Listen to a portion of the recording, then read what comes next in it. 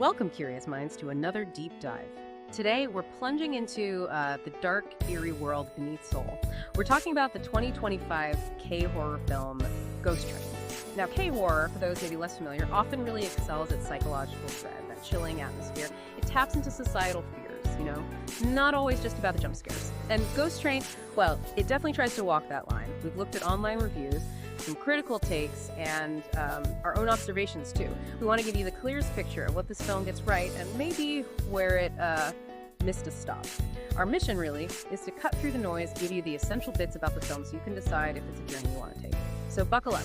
Ghost Train promises this chilling mix of Seoul's subway legends, those whispers you hear about the stations. Okay, let's unpack this. What's really fascinating here, I think, is how well Ghost Train weaves actual urban legends into the story.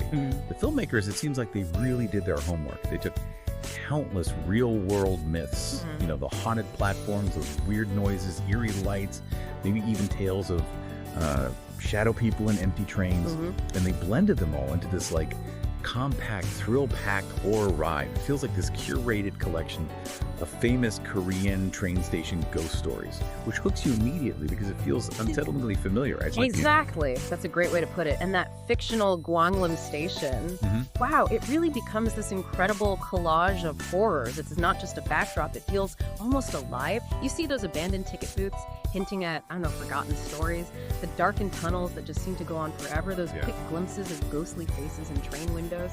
It really echoes things like the Oksu Station ghost legend. It gives you that, hey, I've heard a story like this feeling, makes it super unsettling, even if you've never been to Seoul's subway. Yeah, absolutely. And if we look at the bigger picture, the film's pacing is really tight, and the atmosphere is so claustrophobic. It's just over 90 minutes, so it's less of a slow burn, more like a really rapid descent into, darkness. The director uses that short runtime to create this suffocating feeling almost. Every shot feels intentional with really no break for the audience, which mirrors being trapped down there, Yeah. And the mix of found footage style, those shaky camera moments that put you right there with them. Oh yeah, that really works. Makes you feel their panic. Right. Combined with more classic ghost hunting chills, especially the handheld stuff in the really dim underground spots, it creates this constant dread, disorientation. It just never lets you settle, always pushing you deeper into the fear. And the cast really sells it, makes you believe in their nightmare. Joo Han-young playing Dak-young, the YouTuber chasing fame. She gives such a believable performance. She's really the heart of the film emotionally. You see this amazing shift in her. She starts off confident, maybe a bit arrogant, chasing viral clicks. And then she just unravels into this desperate, terrified survivor. Watching that transition, it adds so much weight. Her eyes, just raw fear. She's fantastic. Then you have Jeon Basu as the station master. He's got this quiet, almost unsettling vibe. It's not over the top, it's subtle. Yeah, menacing is a good word. Right, the way he just sort of knows things, it deepens the dread, like he's orchestrating it all silently. And Choi Bo-min, the co-host, he brings this youthful charm, a bit of charisma, lights up the screen for a bit. Definitely. Even if his role doesn't quite hit those traditional hero beats you might expect, he offers a needed glimpse of normal before it all goes wrong. So we've covered what Ghost Train really gets right. Atmosphere, the legends, the acting. But, every ride hits some bumps. Where do you think, despite all these strengths, the film kind of loses its way a bit? That's a really good question, and it brings us to some common criticisms. For me, and I saw this in a lot of reviews, it's the ending. The finale feels rushed. Just as everything hits peak tension, it sort of snaps to a quick climax and then boom, exit. Yeah, abrupt is the word. Exactly. It leaves some pretty big plot threads just dangling. Yeah. And the emotional payoffs, they feel underdeveloped. It almost feels like they hit a runtime limit rather than letting the story breathe and conclude naturally. You're left wanting more resolution, I totally agree with that. And building on the ending issues, another thing critics often pointed out was how it teased these cult-like supernatural elements. You get these little hints, hidden rituals, maybe some symbols, this feeling of a collective evil. Yeah. And it's really intriguing. Oh yeah, that part got me hooked. Right. But then it doesn't really go anywhere. Imagine if they dug deeper into that, linked the urban legends to some kind of, hidden community or an ancient conspiracy under the city. That could have taken it beyond just scares into something with real thematic weight, maybe like The Wailing or similar films. That would have been amazing.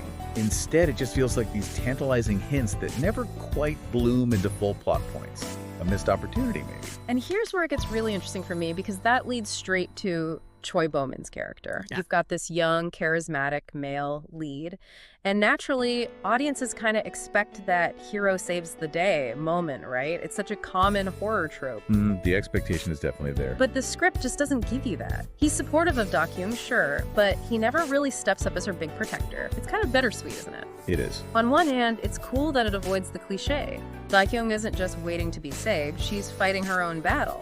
That empowers her character. Which is refreshing, absolutely. It subverts expectations. But on the other hand, it does deny the audience that kind of cathartic, satisfying moment. Especially with an actor who has that charm. Yeah, you're left wondering what could have been. Some people might even feel a bit let down, wanting that more traditional arc for him. It's a choice that definitely divides people. Some like the subversion, others feel it lacks payoff. That's often the thing with K-horror, isn't it? Yeah. Prioritizing that lingering dread over neat heroics. It's definitely a balance. Subverting versus satisfying. And you notice it when you compare it to maybe other K-horror hits, like it aims for that claustrophobia of something like Gonjiam, Haunted Asylum. Right. But maybe doesn't quite nail Gonjiam's sustained buildup or the emotional punch in the character arcs at the very end. It sets up so well, but then just pulls back when you expect the big finale. Still, overall, Ghost Train really nails the atmosphere. That sense of dread is palpable. Using those real subway locations, the tight lighting, the sound design, those faint whispers that seem to come from nowhere, it really enhances the chill factor. Yeah, the sound was effective. It's definitely a treat if you like K-horror that delivers short, sharp shocks and that rapid descent feel, rather than a slow burn. It gives you an eerie thrill ride, channeling all those Korean subway ghost tales into one claustrophobic modern horror package.